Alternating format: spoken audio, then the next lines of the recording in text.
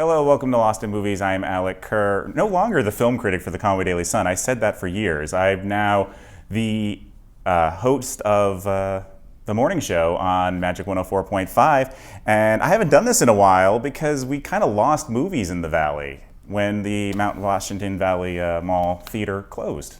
But the Majestic and Audrey here offered me the opportunity to do the Alec Kerr Film Series, which I'm very excited about. Can you talk about how this idea kind of came about? Yeah, we wanted to bring movies back to the Majestic, and we had tried a couple. We did like a Wizard of Oz and the Wiz weekend. We did like The Nightmare Before Christmas. We did a couple of things, and we needed somebody to kind of steer the ship on the curation of what we were gonna do. So George, the executive director of Mountaintop Music Center and the Majestic Theatre, had the brilliant idea of bringing in Alec Kerr, or asking Alec, if you might be interested, because you're known as a local film connoisseur and also like, you know, radio DJ, like everybody knows you kind of thing. Yeah. And it would kind of take the weight off of us having to figure out what movies we were gonna do. And we already have a lot going on with like concerts and the cafe and everything like that. So that's what happened is I just kind of like, I think it kind of went through the grapevine a little bit, like you heard that we were interested in asking you. There was like some sort of crossed wires. Yeah. And like, so it was just like, oh, this is not something I knew about. Yeah. So, and it was exciting. And it was like, you wanted some sort of music aspect to the movies. Mm-hmm. Some of the movies don't really have a music connection, but Enough. Yeah. I think the one that has the least is probably Caddyshack, but everyone knows the theme song, but though. And the Dancing Gopher. So that's all you need. Exactly, yeah. And the first one that came to mind for me, and we'll talk about this later, was Hedwig and the Angry Inch. And the funny thing was, of sort of like cross-thinking, was I wanted to approach the Majestic about doing that. Oh, really? Okay. Yeah. See, we haven't talked about this. All right, that's because, cool. It's about a botched transition surgery, and there's a lot of talk about transgender people right now, so it seemed like an important film to talk about. Yeah. But that'll be in June. That'll be Pride Month. The first movie we're doing is a Goofy movie. Woohoo! Because it's having its 30th anniversary this month, April. Because we're still in April when we're shooting this. Yes, yeah, it's still April. Last day of April. Yeah. And I adore a Goofy movie. Yeah, a Goofy movie is pretty much maybe one of my favorite childhood movies, particularly because the music is so good. Yeah. So we have the trailer, so check out the trailer. Going somewhere, Pop? Sure are. It's a vacation with me and my best buddy. Donald Duck? No, silly. With you. It's Goofy. Give me a big Stop goofing around. In an outrageous full-length animated feature. We'll spend some real quality time together. I think I'm gonna be sick. Walt Disney Pictures presents Come on, this is gonna be fun. the story of a father who couldn't be closer That's the spirit, Maxie. God, this is embarrassing. to driving his son crazy. This is pathetic. Now, they're getting a crash course in becoming best friends. It's Bigfoot! Could you back up a bit, Mr. Foot? You're out of focus. This spring, one of Disney's favorite classic characters lands at theaters in the most hilarious It's the Leaning Tower of Cheesa.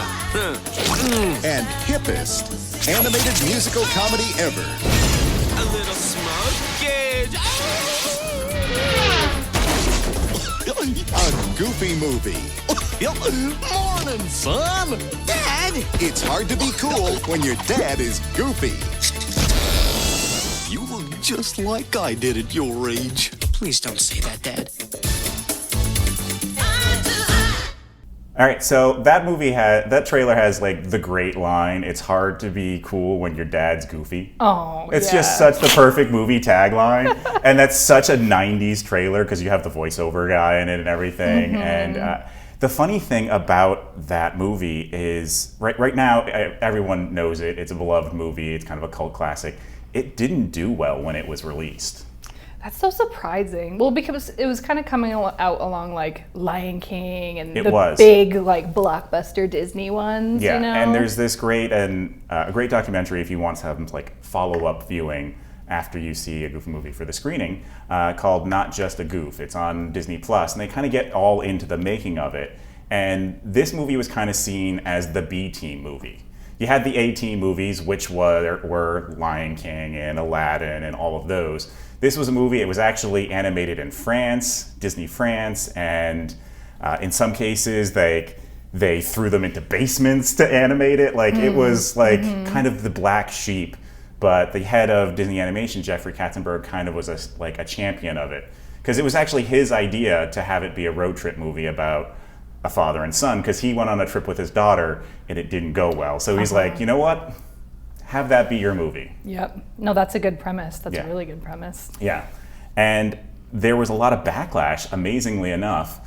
The director, Kevin Lima, got hate mail from people saying, how dare you ruin Goofy? How dare you make him emotional? He's supposed to be a buffoon. You're not supposed to care about Goofy. That was the take on the movie when it came out. That's interesting because he's deeply emotional in that Yeah. movie. Like you really, really feel for Goofy the whole time. Yeah. Yeah. And it kind of recontextualizes as Goofy in general. Huh. Because when you like go back and you're like, because you've seen an emotional Goofy, when you see like older shorts, you're just like, oh, well, you're kind of more invested in him. Right. Yeah. No, I haven't thought about that too because I just think about Goofy from like How to Learn to Ski, Yeah. like those things. And yeah, there's not a lot of emotion No, there. there isn't. But But I only really know Goofy from my childhood from that movie. Yeah. Like, you know, But you mentioned those. Those were kind of, there was a whole series of those how-to, and those were with the narrator, like those were the classic Goofy shorts. yeah. Yeah. There was this weird phase in the 1950s where he kind of became humanized a little bit, and he was a suburban dad, and he wasn't really Goofy anymore. He even had a name. They named Goofy. They named him George Geef. He had a wife that was a human. George Geef. George Geef. Okay. But that was kind of like the basis for kind of what became Goof Troop and then what became a Goofy movie. Okay, I see. They just made him Goofy again instead of having him be this sort of everyman. It was a very strange time period for Goofy. Yeah. Strange time period in general, I Yeah. guess. Yeah. And then there's Powerline. You were talking about how great the music was. Powerline, yeah. I actually went down a rabbit hole recently, like looking up what Powerline is doing these days. Yeah. And Yeah, he's still performing those songs, by the way. Which like, is fantastic. Yes. His name is Tevin Campbell. Yeah. Which I have to say, I don't really know much about him outside of being Powerline. But those two songs, and the craziest thing is there's only two songs. But it seems wish like there were there's more. so much more. Yeah, I wish there were more. I mean, it's just like, I don't know, Prince to me, Michael Jackson, but more Prince for sure. Yeah. Like, And it was produced by, those two songs were produced by a producer named David Z, who wrote the song Funky Town. oh, see, yeah, that makes sense. And you can kind of see the through line there almost. And the idea was, let's produce these songs not to sound like Disney musical songs. Let's make them sound like actual R&B songs that you would hear on the radio Yeah, top in the 40. 90s. And the crazy thing is, I've been playing them on Magic kind of to promote this screening, and they fit perfectly, even with contemporary music. Oh, yeah, oh, yeah. So they succeeded. Yeah, I mean, they're great songs. They're right alongside like Purple Rain and things like that. Yeah. My friend was holding a like fitness class recently, and I was like, I have a dance song, and I put on Eye to Eye, and everyone's like, what is this? Like, Yeah. what 80s bird? What classic is this? And I'm like, it's a Goofy movie, and Yeah. it like worked really well. You Yeah. know, nobody knew the difference really. And the interesting thing is, for saying, oh, I've got a dance song for you, the big final dance number, what they did that make it look so good is they choreographed it and hired dancers. And there's, if you watch that documentary I mentioned, they have the footage, and they literally just took that footage, that live action footage, and animated it. And that's why that sequence is as good as it is, because it was actually danced and choreographed by professionals. Wow. Yeah, that makes sense because it looks very real too, Yeah. like the way that they're moving, almost like not green screen, but like wearing motion a suit. capture or something. Yeah, But they didn't. yeah. But that's not what they did. But they did use it as a reference. Wow, that's cool. Yeah. And the funny thing about it is, like, you have, like, most movie musicals are either all songs that are actually being performed by performers, and then, or the traditional musical where characters burst out in the song. A Goofy movie does both, which is very unconventional.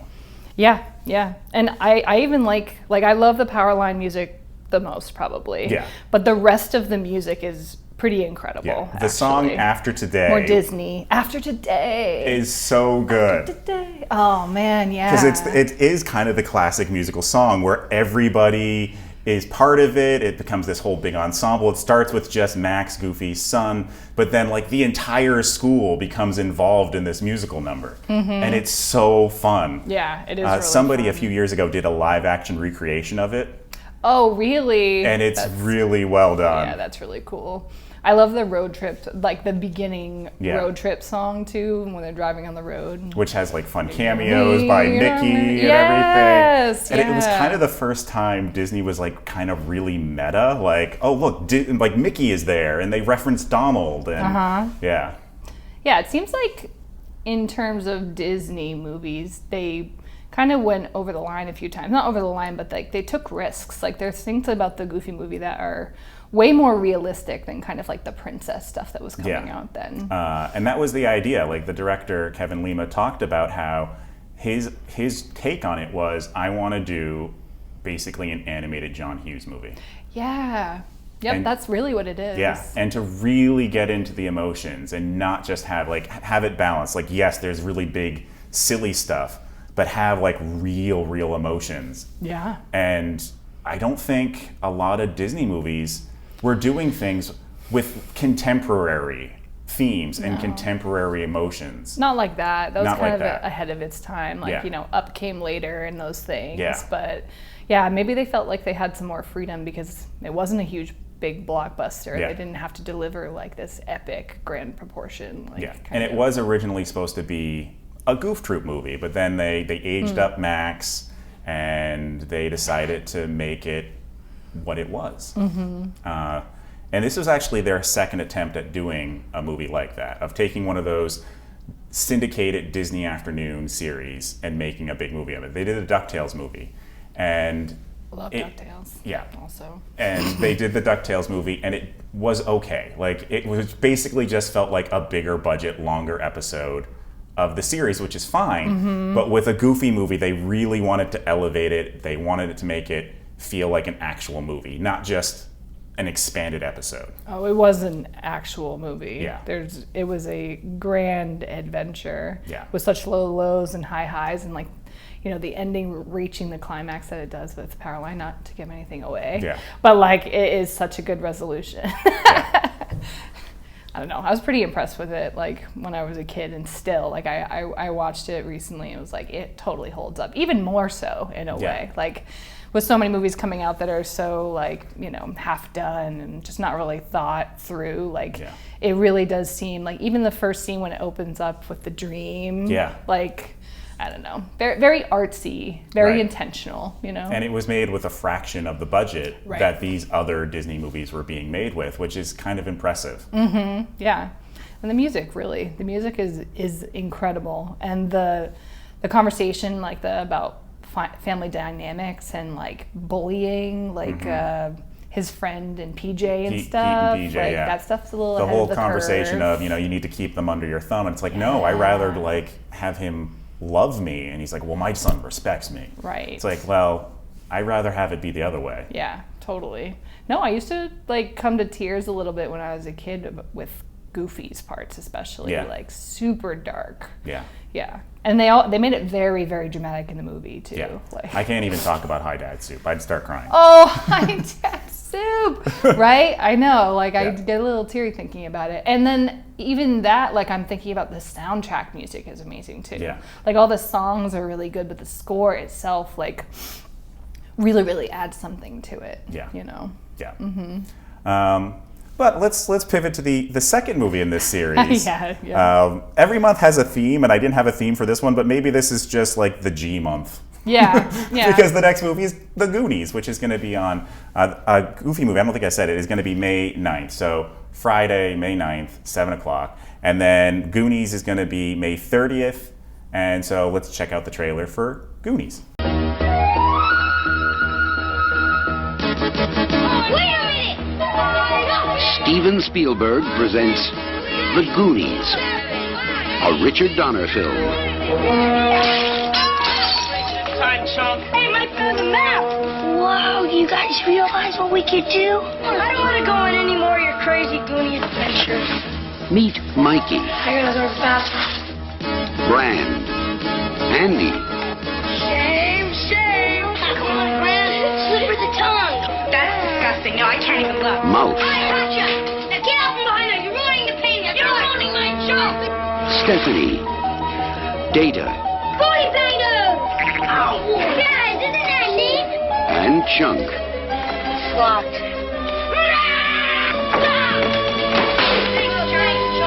They call themselves The Goonies. They've stumbled onto a legend, but they're not alone. Chunk, I hope that was your stomach. No. That's the it. Sounds like Kong. Discover what they uncover. Rubies and emeralds and diamonds. The lost map. Oh, this started the tunnel. The secret caves. Hey, Mikey! You can hear me! Run! Run! They're coming after you! Juggler! The hidden clues. Mikey! The treacherous traps. Hello, Sheriff. I'm at the Lighthouse Lounge, and I want to report a murder. Just like that last prank about all those little creatures that multiply when you throw water on them. Take the oath. They're here! Somebody's coming! Join the adventure as Steven Spielberg presents The Goonies, a Richard Donner film.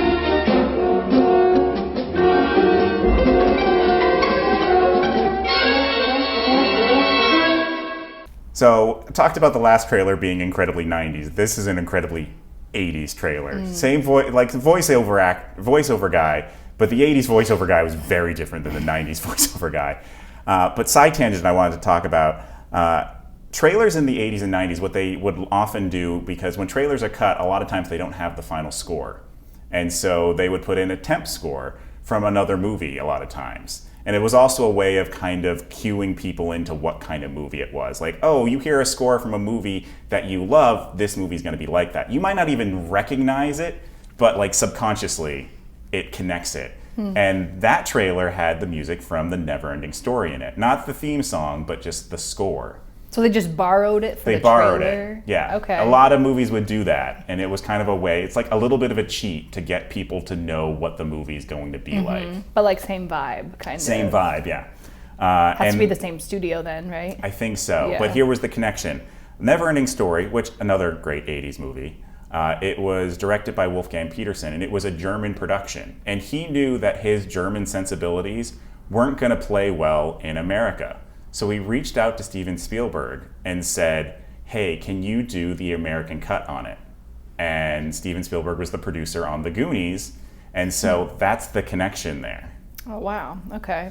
There's a little bit of Steven Spielberg flair in there, I think. Yeah. Now that I'm thinking about it. Yeah. Because Neverending Story is pretty dark. It is. And Mike, also one of my favorites, but. And I've never seen the German cut. It's 7 minutes longer, and apparently German it's cut. even darker. Ooh, I bet.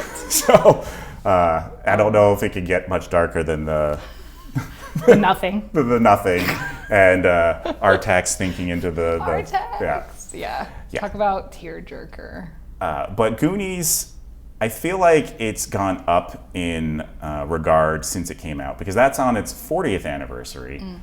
When it came out, it was kind of just dismissed as, oh, this is just a kid's version of Indiana Jones, which it is, but there's nothing wrong with that. No. And it is a little bit more, it's a kid's version of Indiana Jones, but like way leaning into the pirate aspect. Yeah, like Stephen King-ish even, Yeah. like It, but G, you know? Yeah. And it kind of became like the template, like for movies like that, of a group of kids go somewhere and do something. Like, so it's like, oh, it's Goonies, but in blank. Like Monster Squad, Goonies, but with monsters. Right. You know, Stranger Things was like the modern day Goonies. So Yes. now the reference point has become, it's Stranger Things in space. That's what like the new Star Wars series was. Oh, it's Stranger Things in space. But really it was Goonies in space. Yes, yeah. And it has such a fun cast, and you have a lot of, you know, kid actors who went on to go have huge careers, like, you know, Josh Brolin and Corey Feldman and Sean Astin, who went on to have these huge Star-studded, careers. yeah. Sean Astin went on to do Lord of the Rings, and Yeah. you know, Josh Brolin went on to be in all these movies and was Thanos, and so it's kind of crazy that this movie had so many people. And Ke Huy Quan, who's now an Academy Award winner. Right, yeah. And I'm so happy when Ke Huy Quan like was Won. in Everything Everywhere All at Once and became this big, because I loved him in Indiana Jones and the Temple of Doom and Goonies, and it kind of became the whole like Hollywood thing of, oh, we don't have roles for Asian American actors, and so he pivoted into being a stunt coordinator, and that's what he did in the industry for years. But he always wanted to keep acting. And it was during COVID, and he auditioned for Everything Everywhere All at Once, and he got it, and now he has this whole career resurgence. And Yeah. like, he's such a genuine and happy person, and like, it makes me so happy for him. Yeah, definitely. It's the ultimate comeback Yeah. for sure, and he's getting kind of the recognition that he deserves. Yeah. And yeah, his Oscar speech was like a little bit Yeah. beautiful. And the other fun thing with this movie is they have these really fun villains, the Fratellis. I can't remember her name right now. Ramsey, I forget her first name. But Mama Fratelli is, and she was also in Throw Mama from the Train. She's just fantastic. Yeah. And then you have Joe Pantoliano, Joey Pants, and I forget the name of the other actor. But the three of them, they're kind of like the Beagle Boys or something. Yeah.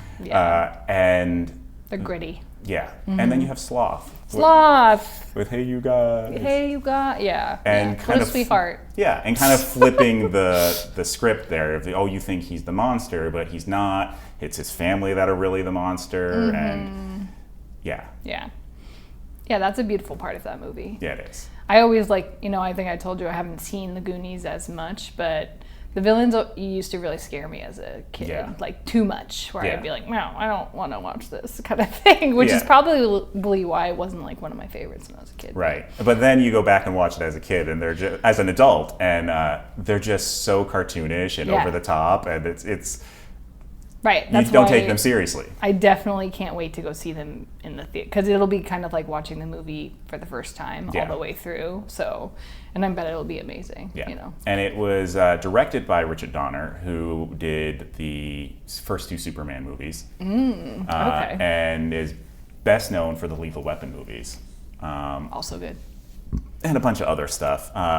And there is kind of a little like Superman Easter egg in there, because Sloth rips off his shirt, and they play a little bit of the Superman score, so that's sort of a remember little that. inside thing. Like, if you know that's directed by Richard Donner, it's like, oh, okay. And it was produced by Warner Brothers, who did Superman, so that's the sort of studio synergy that I'm fine with, where it's not. Oh yeah, have fun. Yeah. Yeah, I love it when they do that stuff. And then I was talking to you about this before we started. Like, it does have a good score, because we're supposed to kind of talk about the music aspect of it. But We like music. it's done by a guy named Dave Grusin, and it's not a name a lot of people know. I had to look him up. He did Tootsie as well, Okay. and On Golden Pond. So he has some other big movies to his credit, but he's not a John Williams. He's not a James Horner. But he kind of gives a score that is on that level, that has that sort of level of majestic and sort of regalness And like, doo, doo, doo, doo. and heroic. So he did a good job. It's just, it's a reminder that just because a composer doesn't necessarily have a huge name doesn't mean they're not doing good work. Right. Yeah. Everyone kind of just goes to like the big names, like the John Williams or the epic scores. Danny Elfmans or stuff like. But there are these sort of workman-like composers that are doing good work. Yeah. I don't remember any of the music, so Yeah. that'll be another thing for me to listen to. But It's good. It's not super is memorable, it but it's cheeky? Is it like 80s cheeky, or is it's it kind of throwback to like adventure films from the 40s and 50s, Okay, like that kind yeah. of vibe. It does have a little bit of 80s vibe to it, and there's even like a throwback in the climax to a score to a movie called Captain Blood, which was an old Errol Flynn movie. So they actually incorporate that into the movie a little bit. Okay. Cool. And then the other thing that is very 80s is there is a Cyndi Lauper theme song. Oh, what is it? It's called "Goonies Are Good Enough." Yes. Okay. And This is ringing a it's bell. good. And the funny thing is, like, it was originally just called Good Enough, and it doesn't ever reference the Goonies or anything like that. But then, for marketing purposes, they put Goonies in the title, and there is a music video directed by Richard Donner that actually has a bunch of like 80s wrestlers in it, Okay. and so that's also worth checking out. Is the song at the end of the movie? It's actually in the middle of the movie. It's in the middle It's like of not the in the middle. movie. It's in the beginning of the movie. It's kind of when they're all like coming together. Uh-huh. It's like there's a big like a car montage. chase scene thing, and yeah. Okay. Yeah. I It's think I remember like this. right at the top of the movie. It always kind of bugged me. Like the mix in the movie has, I think it's the whole cast going Goonies, and that mix of the song only exists in the movie. The actual released version doesn't have that. Okay. So I'm always like, well, I want that. Yeah. Because it makes it feel more like the Goonies theme song. Right. I see. Yeah. Yeah, I feel like I had a student recently that made me look that up, like in the last few years. So that's Yeah. why it's ringing a bell. And Cyndi Lauper. Yeah, and obviously. Cyndi Lauper. Which I've played that. Who's the girl in it? Is it Jennifer? Who's the? No, I can't remember their names. It's another famous actress, though, right? Martha Plimpton is in it, and I think Ashley Green is her name. Ashley Green. I Okay. think. Okay. The women in it didn't really. They didn't. They didn't really take off. Okay. But Just the little boys. just the little boys. Just Samwise. Samwise and poor Corey Got Feldman. big. Yeah. Oh yeah. Yeah. I know. Well, child stars. Yeah. Ooh. That's a rabbit hole not to go down. Yeah. But we're already kind of done. It's easy. Yeah. It's easy to do this. So let's quickly go through the rest of the movies in the series. In June, we're doing a Pride Month, and that's going to be Hedwig and the Angry Inch on June 6th. To Wong Fu, Thanks for Everything, Julie Newmar on June 20th. In July, we're doing a comedy double feature on the 25th of Caddyshack and Airplane, which is actually the awesome. day Caddyshack was released in 1980. Oh, was cool. July 25th. I just That's- found that out. That's exciting. And then August is Fictional Band Month. It's Scott Pilgrim vs. the World on August 8th and Almost Famous on August 22nd. It's Back to School in September with Clueless and Bring It On. Halloween month, October, obviously. We got Psycho and Fright Night. It's Hero Month in November with, again, another double feature of Flash Gordon and Batman Forever. And then because December is winter and Christmas, we have Better Off Dead, which kind of centers around a ski race and Shop Around the Corner, which I like to call the other Jimmy Stewart Christmas movie. Oh, it's Jimmy Stewart. Yeah. Nice. Yeah. Oh, I love Jimmy Stewart, especially around Christmas. Yeah. So These are all Fridays, also. All Fridays at the Majestic Theatre. 7 p.m. except for the two double features. Those are at 6. Yep, and we have popcorn and concessions, and it's going to be a great time. An excellent surround sound system, full movie screen. It's really, really a fun time. Yeah. And you can get more information and tickets at Conway Majestic. And Alec's going to be doing an intro talk for each of the movies. Intro also. and a Q&A. A Q&A, a little follow-up afterwards. So yeah, lots of fun. So come check it out. Are we going to talk about movies every month? Yeah, we'll come back and talk about movies every month on Valley Vision. Yeah, cool. So yeah, and so come back and get lost in movies again. Yeah.